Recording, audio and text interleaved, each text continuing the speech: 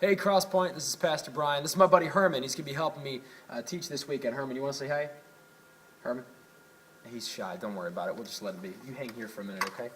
Hey, so last weekend we talked about how God does his best work when our hope runs dry. We talked about how in the midst of our desperate situation, God is able to breathe life and hope into our dead, dry, hopeless bones.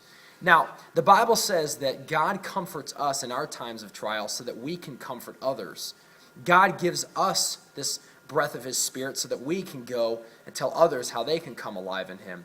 This reminds me of a time years ago when I was working at an Irish restaurant outside of Chicago. You see, I'd been working for months trying to witness to some of the waiters and waitresses there, trying to build relationships with them so that they'd listen to what I have to say. And at one point, I got a phone call from a rather large church in the area that was having a conference, saying that they were sending a whole bunch of pastors in on their lunch break. Well, of course, I'm thrilled because I've been building a foundation, and I thought, well, these pastors are just going to continue to build on what I've already been saying.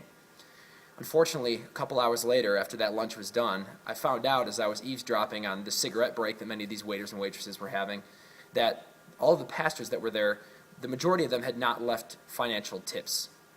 They had left tracts with 4 simple steps to knowing Jesus.